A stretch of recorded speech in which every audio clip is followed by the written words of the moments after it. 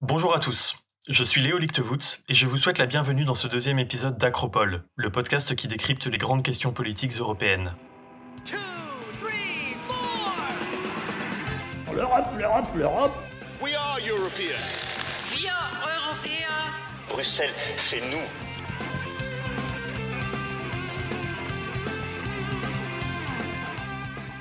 Un nouveau mois vient de s'écouler, dans une Europe en mutation. Si grâce à la vaccination, certaines parties du monde semblent entrevoir la fin de la crise sanitaire, cette dernière continue de soumettre les institutions, gouvernants et États européens à une importante pression politique. Et bien que les appels à construire un monde d'après, très présent au début de la pandémie, se soient depuis fait plus discrets, personne ne doute que l'Europe de la décennie qui s'ouvre devra s'adapter à des enjeux nouveaux. Ce deuxième épisode de notre podcast s'intéressera à quelques-uns de ces défis. Sur le plan international, le vieux continent est poussé par la rivalité entre les États-Unis et la Chine à préciser sa position. L'OTAN a, à cet effet, dévoilé une nouvelle stratégie qui semble marcher sur les plates-bandes d'une partie des compétences de l'UE. Jean-Christophe Amoir nous en exposera les tenants et aboutissants dans sa chronique géopolitique. Après un tour d'horizon des principales actualités européennes de ce dernier mois, Giuseppe Michel s'intéressera pour nous aux résultats des récentes élections législatives aux Pays-Bas, qui ont vu une victoire des libéraux au pouvoir. Mais tout d'abord, alors que certains ont vu dans la crise du Covid un pas en avant vers une fédération européenne, et d'autres encore la nécessité d'un repli national, nous nous pencherons sur la principale controverse entre partisans de la construction européenne et eurosceptiques. L'intégration européenne signe-t-elle la fin de l'État-nation ?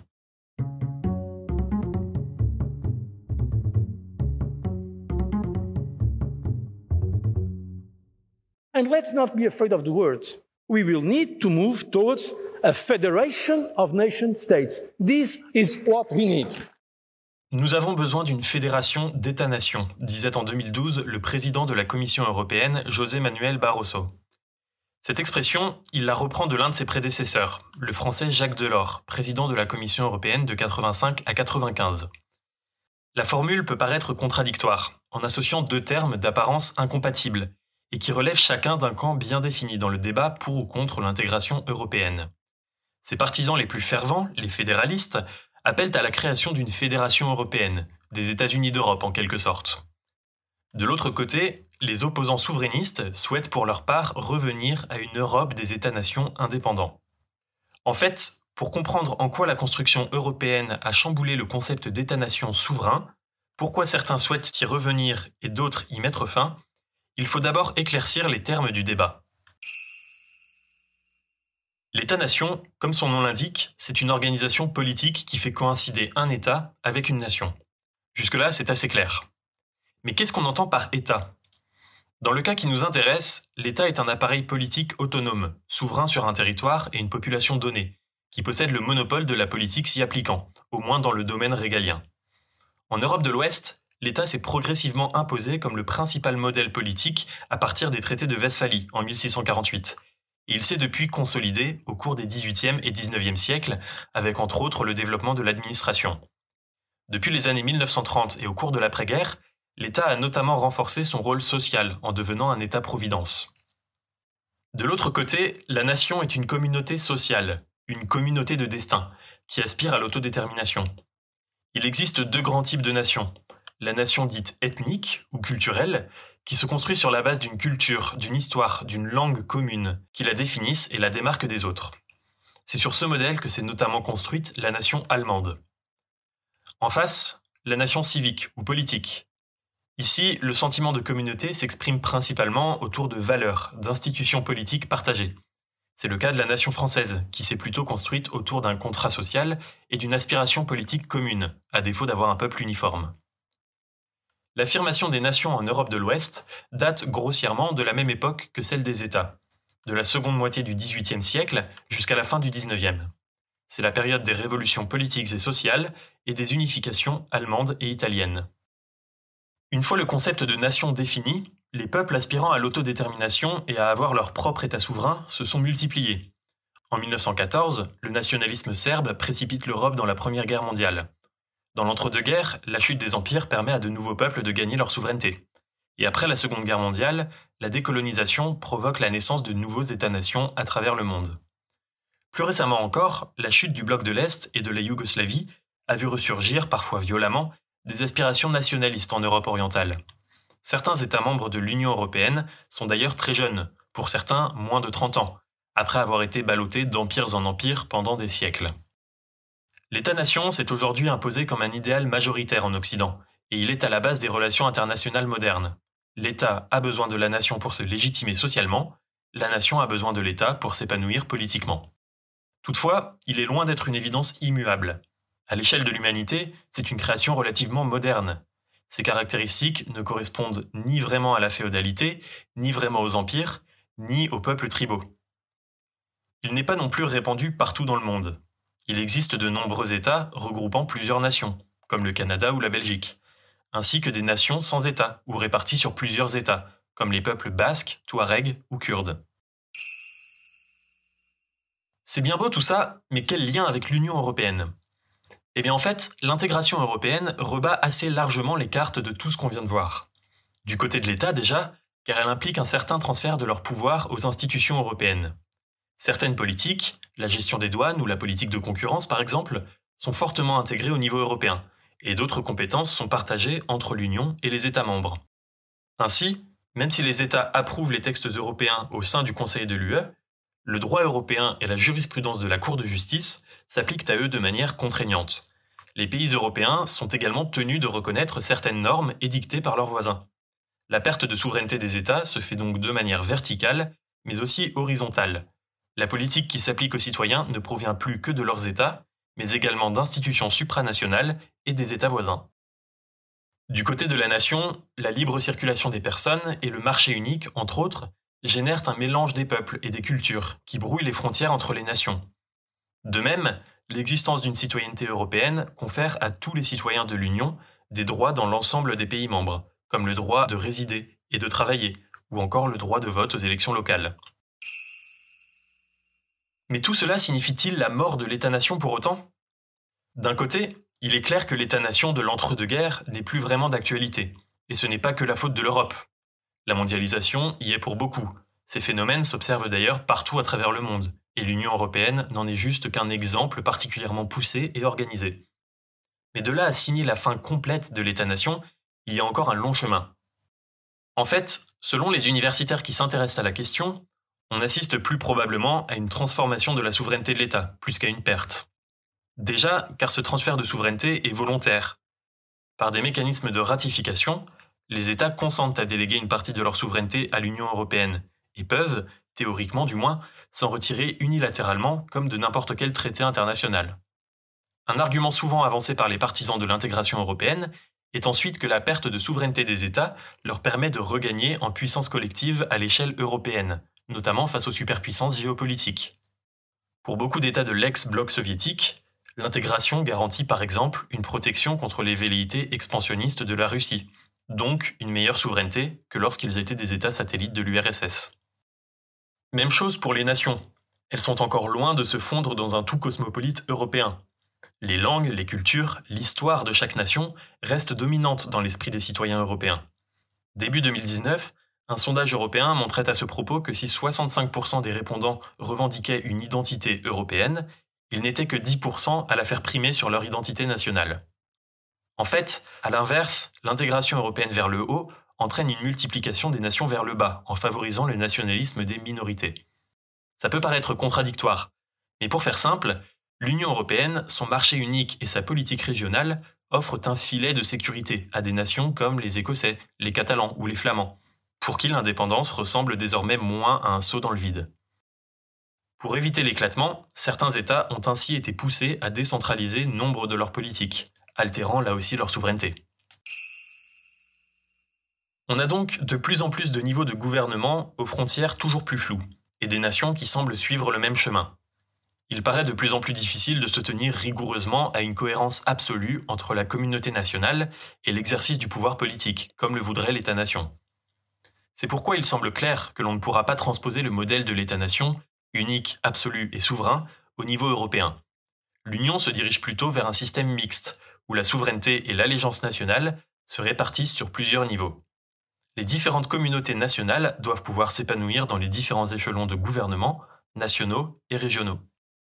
Pour ce qui est en revanche de l'échelon européen, il manque d'une communauté nationale européenne pour se légitimer.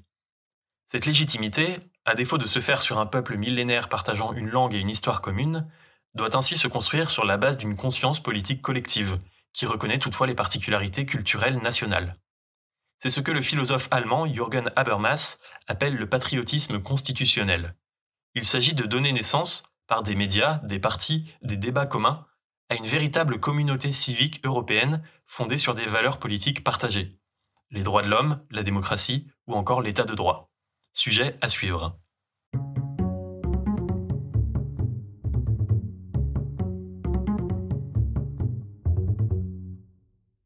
L'Union européenne se construit donc en union politique, qui assume des compétences dans de vastes domaines. En parallèle, l'OTAN assume un rôle assez proche, mais s'est jusqu'alors contenté d'intégrer la seule défense de ses États membres. Cependant, le secrétaire général de l'OTAN a récemment lancé un pavé dans la mare en souhaitant voir l'OTAN gérer des politiques pourtant attribuées depuis des années à l'Union européenne. Pour nous en parler, Jean-Christophe Amoir a écumé les documents de la dernière réunion des ministres de la Défense de l'OTAN, qui a fait beaucoup parler d'elle dans les milieux de la défense en Europe. En effet, Léo, le moins que l'on puisse dire, c'est que le sommet de l'OTAN du mois dernier a été très scruté par les acteurs politiques de la défense dans l'ensemble des pays de l'Alliance et sans doute bien au-delà. Mais surtout, elle a très probablement inquiété bon nombre de responsables européens. Je m'explique. Les 17 et 18 février dernier, un conseil de l'Atlantique, rassemblant les ministres de défense des États membres, s'est tenu en vidéoconférence. Il s'agissait avant tout de la première réunion internationale pour le général Lloyd Austin, nouveau secrétaire d'État à la Défense et le premier Afro-Américain à ce poste depuis l'indépendance américaine. Après 4 années de présidence Trump, dont les relations avec le Pentagone étaient pour le moins tendues et carrément glaciales avec le reste de l'OTAN, ce retour d'une Amérique responsable et libérale est un soulagement pour l'Alliance. Austin a notamment rappelé l'attachement des États-Unis à l'article 5 du traité de l'Atlantique Nord, qui stipule qu'une attaque contre un allié est une attaque contre tous. Ce simple rappel est particulièrement important, alors que Trump avait lui-même remis en question ce principe, ne comprenant pas pourquoi ce qu'on appelle aux États-Unis les boys devraient aller combattre pour le Monténégro. Mais ce qui a retenu le plus l'attention, c'est les propositions du secrétaire général Jens Stoltenberg, regroupées dans ce qu'il appelle l'agenda OTAN 2030. Cet agenda propose 4 évolutions majeures pour l'OTAN. Premièrement, la désignation de la Chine comme une menace systémique pour l'ensemble des membres de l'OTAN. Deuxièmement, un renforcement de la présence de l'OTAN en Irak. Troisièmement, un nouveau mécanisme de partage du fardeau, faisant payer un supplément aux nations qui n'envoient pas assez d'effectifs. Et quatrièmement, un approfondissement des compétences de l'OTAN, afin notamment de contrer la Chine. Si chacun de ces points mérite une analyse plus poussée, j'aimerais aujourd'hui aborder le dernier point de la liste, car il s'agit d'un enjeu majeur des relations OTAN-Union européenne et de l'évolution de l'autonomie stratégique européenne dans les années à venir. En 2020, Jens Stoltenberg avait lancé la création d'un groupe de réflexion, nommé également OTAN 2030, regroupant de grandes figures de la défense euro-atlantique, comme un ancien ministre de la défense allemande. Les conclusions de ce rapport décrivent la Chine comme une menace multiforme, pouvant affecter les capacités de réactivité de l'OTAN, quand bien même la Chine n'envahirait pas le continent, une hypothèse qui paraît d'ailleurs bien peu probable. Le rapport identifie plusieurs points de vulnérabilité, comme les télécommunications, renvoyant notamment à l'avancée technologique de Huawei sur ses concurrents, les infrastructures, comme le port du Pirée, en Grèce, géré par une société chinoise, ou encore l'information et les réseaux sociaux. De plus, les capacités économiques de la Chine lui permettent en théorie d'acheter le soutien de pays européens en difficulté, pouvant ainsi fragmenter politiquement l'OTAN. On pense par exemple au groupe des 17+1, à savoir 17 pays d'Europe orientale, plus la Chine. À partir de ce rapport, le secrétaire général a ouvert la réunion ministérielle en proposant au ministre de la Défense un certain nombre d'évolutions, toutes allant dans le sens de renforcer les compétences politiques, économiques et même réglementaires de l'OTAN contre ces nouvelles menaces multiformes. Problème, cela revient en réalité à donner à l'OTAN des compétences généralement attribuées à l'Union européenne. En effet, les enjeux d'infrastructures transnationales sont de plus en plus une compétence de l'Union européenne, ou se décidant entre États mais dans un cadre européen, avec bien souvent la Commission en position de leadership ou de soutien. Par ailleurs, la fusion interdite entre Alstom et Siemens a également montré l'influence de l'Union européenne dans ce domaine, tout comme dans tous les domaines en réalité, par sa mainmise sur la politique de la concurrence. L'enjeu des infrastructures de télécommunications est également le même. Non seulement la proposition du chef de l'OTAN mettrait l'alliance en concurrence avec l'Union européenne pour les mêmes politiques, mais cela soulève également une question existentielle en réalité pour l'Union européenne. Le libre marché et la libre concurrence doivent-elles être protégées, quitte à ignorer les enjeux sécuritaires? À ce titre, il est bien connu chez les juristes que les traités européens incluent la possibilité pour les États de se substituer au droit européen, pour des cas de sécurité ou de défense nationale. Mais où commence-t-elle? Pour les Hongrois et les Polonais, l'immigration est un enjeu de sécurité nationale. Argument débouté par la Cour de justice de l'Union européenne, justement. Au-delà, pourrait-on inclure par exemple la résilience écologique, la construction de ponts, ou même des applications comme TikTok dans cette exception de sécurité nationale? La frontière entre défense et civil est de plus en plus brouillée par les nouvelles technologies et les nouvelles menaces internationales auxquelles nous faisons face. Un excellent exemple est la publication récente par la Commission de la liste de tous les ponts de l'Union européenne et leur résistance. Une information tout à fait ennuyeuse et technique, n'est-ce pas? Cependant, pour les professionnels de la défense, c'est en réalité une carte de toutes les cibles sensibles offertes sur un plateau d'argent à la Russie. En cas de conflit, il suffira à la Russie de viser par des missiles ou du sabotage les ponts les plus résistants et pouvant donc permettre le transport de tanks afin de couper la Pologne et les pays baltes de tout soutien occidental. Toujours est-il que la proposition du secrétaire général a apparemment reçu un accueil certes poli, mais très réservé de la part des membres du Conseil de l'Atlantique, et notamment de la part des Européens, au premier chef desquels la France. Il semblerait que Jens Stoltenberg eut envie de montrer patte blanche à la nouvelle administration américaine, qui n'en demandait certainement pas tant.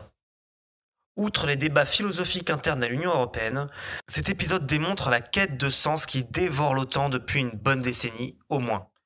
L'OTAN a besoin d'un ennemi pour rester motivé. Le problème est que si ce nouvel ennemi doit être la Chine, alors l'OTAN doit impérativement se renouveler en profondeur. Cependant, il serait bon que M. Stoltenberg n'oublie pas une chose. L'Union européenne existe et il n'est pas sûr que les citoyens européens soient prêts à soutenir une tentative de l'OTAN de grignoter des compétences européennes. Allons maintenant voir ce qui s'est passé dans l'actualité européenne de ces dernières semaines.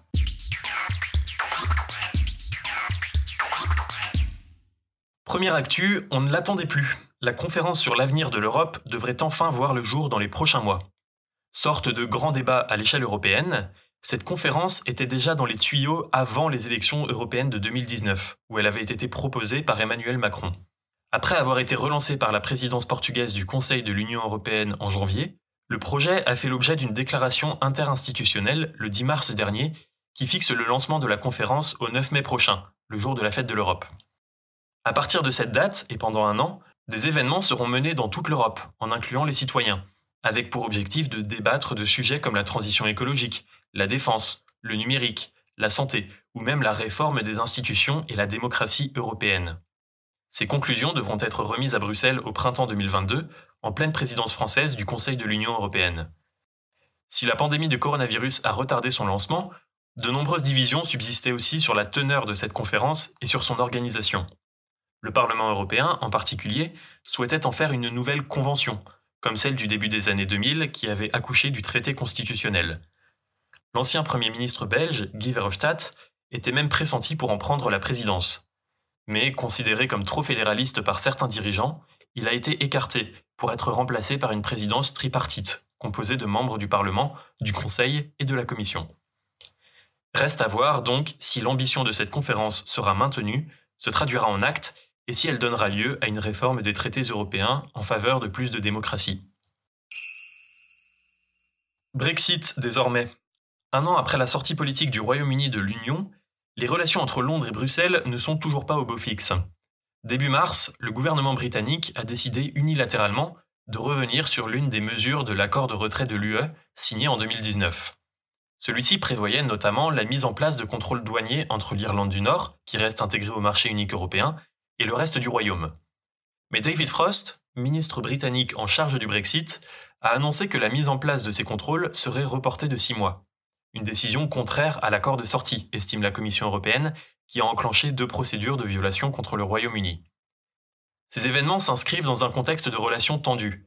En septembre 2020, un projet de loi britannique controversé, et depuis abandonné, contrevenait déjà à certaines dispositions du protocole nord-irlandais. Ce nouvel accroc entre Londres et l'Union vient donc mettre de l'huile sur le feu. Dans les heures qui l'ont suivi, des groupuscules paramilitaires nord-irlandais, soutenant leur attachement au Royaume-Uni et donc opposés à la mise en place d'une frontière douanière en mer d'Irlande, ont annoncé suspendre leur soutien aux accords de paix de 1998, qui avaient mis un terme à la guerre civile. Côté européen, ce sont les eurodéputés qui se sont montrés exaspérés. Le deuxième accord entre l'Union et le Royaume-Uni, commercial cette fois-ci et signé en décembre 2020, doit être ratifié par le Parlement. Mais face aux derniers événements, l'institution a renoncé à fixer une date pour cette ratification, trop préoccupée par le non-respect du premier accord pour envisager d'en voter un second. Troisième titre, et pas des moindres. Vous en avez sans doute entendu parler, le parti national populiste hongrois Fidesz, du Premier ministre Viktor Orban, a quitté sa famille politique européenne. Historiquement de centre-droit chrétien-démocrate, le parti s'était progressivement radicalisé depuis le retour au pouvoir de Viktor Orban en 2010 et surtout depuis 2014. Réforme du système électoral et judiciaire pour le mettre à son service, attaques contre les ONG et les médias, rhétorique anti-migrants, anti-LGBT et antisémite, le gouvernement d'Orban s'est progressivement éloigné de l'état de droit et de la démocratie libérale, au point de transformer la Hongrie en régime hybride semi-autoritaire, selon l'ONG Freedom House. Problème, malgré cette dérive claire, son parti était jusque-là resté membre du Parti populaire européen, le principal parti de centre-droit en Europe et premier parti au Parlement. Les dirigeants du PPE se montraient réticents à l'en exclure, malgré des divisions marquées. C'est finalement une réforme des statuts du PPE, votée par les eurodéputés, qui a précipité son départ. Risquant d'en être suspendu ou exclu, le Fidesz a choisi de se retirer de lui-même du groupe au Parlement, puis du parti. Mais ce départ rebat les cartes de la droite européenne. Le Fidesz a vraisemblablement déjà engagé des discussions pour refonder une autre alliance de droite radicale au niveau européen, qui pourrait inclure par exemple ses alliés polonais de droit et justice, la Lega italienne de Matteo Salvini, elle aussi en mutation, ou encore d'autres membres actuels du PPE, comme le SDS slovène du Premier ministre Janez Janša. À suivre donc. Autre mouvement au centre droit de l'échiquier politique européen, aux Pays-Bas cette fois-ci. Mark Rutte, le libéral conservateur à la tête du gouvernement néerlandais depuis 2010, a remis son titre en jeu au cours des élections législatives qui se sont tenues du 15 au 17 mars dernier. Connu pour avoir mené la fronde contre le plan de relance européen l'année dernière, il a remporté ces élections sans trop de problèmes. Cependant, plusieurs évolutions des rapports de force entre les différents partis politiques néerlandais pourraient provoquer des transformations dans la coalition gouvernementale. Giuseppe Michel nous aide à y voir plus clair dans sa chronique sur l'actualité électorale des pays européens. Giuseppe, Mark Rutte va-t-il rester à la tête des Pays-Bas ? Selon toute vraisemblance, oui Léo. Mark Rutte devrait en effet repartir pour 4 nouvelles années à la tête du gouvernement des Pays-Bas. En effet, au terme d'un scrutin étalé sur 3 jours pour cause de pandémie, le parti libéral conservateur du Premier ministre, le Parti populaire pour la liberté et la démocratie, ou VVD, est arrivé en tête mercredi soir avec près de 22% des voix et 35 sièges, soit 2 de plus qu'en 2017. Ce n'était pourtant pas gagné pour Mark Rutte, éclaboussé par le scandale du remboursement à tort d'allocations familiales qui l'avait poussé à la démission mi-janvier, puis par les violentes émeutes anti-confinement tout au long du mois de février. Autre succès pour Mark Rutte, sa coalition gouvernementale composée des chrétiens démocrates du CDA, des sociaux-libéraux de D66 et des chrétiens sociaux du CU a retrouvé une majorité à la nouvelle chambre élue. C'est la première fois depuis 1998 qu'une coalition sortante retrouve une majorité à l'élection suivante. La majorité de ces 4 partis s'accroît même de 2 sièges, passant à 78 élus sur les 150 de la Tweede-Kamer, la chambre basse du Parlement néerlandais. Cependant, cette hausse globale de la coalition au pouvoir marque de fortes différences entre d'un côté le CDA, perdant 3 points et n'obtenant que 15 sièges, l'ancienne principale force de la droite néerlandaise continuant ainsi sa chute électorale. Et de l'autre, le formidable succès des sociaux-libéraux pro-européens de D66, obtenant près de 23 sièges et terminant 2e de ces élections avec 15% des voix. La liste emmenée par Sigrid Kaag est la véritable surprise de ce scrutin. Mais ce succès de D66 s'est fait au détriment de l'opposition de gauche qui passe de 45 à 36 sièges. L'ensemble des partis de gauche passant même sous la barre des 25% des suffrages exprimés. La défaite la plus rude est pour les écologistes de Groenlix qui perdent 6 sièges sur 14. La gauche radicale, représentée par le SP, voit également son score revu à la baisse avec désormais seulement 9 sièges, ce qui les place à égalité avec les sociodémocrates du PVDA, le vieux Parti du Travail qui réussit à maintenir son résultat de 2017. Cependant, celui-ci avait été le pire score de son histoire, passant de 25 à 6% des suffrages. Les rares succès au sein de la gauche se trouvent auprès des partis à enjeu unique, tels que le Parti animaliste. En effet, le PVDD remporte 6 sièges et presque 4% des voix. À noter également l'entrée du parti racialiste BIG 1 avec une élue et la réélection des 3 élus du parti aux tendances islamistes DENK. De l'autre côté de l'échiquier politique, l'extrême droite est en hausse avec 31 sièges contre 25 il y a 4 ans. Ce bloc politique représentant un électeur sur 5 connaît cependant une évolution sensible. En effet, l'historique Geert Wilders et son Parti pour la Liberté, ou PVV, accusent un recul de 3 sièges, perdant ainsi sa 2e place. Cette baisse se fait au profit du Forum pour la démocratie qui obtient 5% des voix et 8 sièges, soit 6 de plus qu'en 2017, ainsi que de sa dissidence moins extrémiste il y a 21. Ces 2 partis se distinguent du PVV par leur fort libéralisme économique. Il semblerait donc que la vague populiste change aux Pays-Bas. Le populisme en faveur d'un État-providence chauviniste du PVV étant de plus en plus concurrencé par un populisme nationaliste et libéral. Une sorte de retour au populisme patrimonial à la néerlandaise, tel que développé par Pim Fortuyn au début des années 2000. Nous venons de le voir, le paysage politique néerlandais est très morcelé. Cette division est en effet favorisée par le scrutin à la proportionnelle intégrale et l'absence de seuil électoral pour entrer au Parlement. Ainsi, ce n'est pas moins de 17 partis politiques qui seront présents dans cette nouvelle législature. Mais alors, quelle coalition pour le gouvernement Rutte 4 ? La formation d'un nouveau gouvernement risque de prendre du temps. En effet, malgré le fait que la coalition actuelle conserve sa majorité, l'écart toujours plus important sur les questions sociétales entre d'un côté le VVD et D66 et de l'autre une CU très conservatrice risque de ne pas faciliter la reconduction de la coalition de centre-droit-droite. La percée de D66 pourrait pousser Mark Rutte à tendre la main aux sociodémocrates et aux écologistes, mais une coalition centre-droit-centre-gauche manquerait d'1 siège la majorité absolue. L'entrée des animalistes du PVDD ou des 3 élus fédéralistes européens du nouveau parti Volt au sein du gouvernement pourrait venir donner cette majorité dont le Premier ministre a besoin pour gouverner. Ces 2 partis pourraient également venir remplacer la CU au sein de l'actuelle coalition entre le VVD, D66 et le CDA. À moins que ce ne soient les sociodémocrates du PVDA. Les scénarios sont donc très ouverts pour la composition du prochain cabinet Rutte.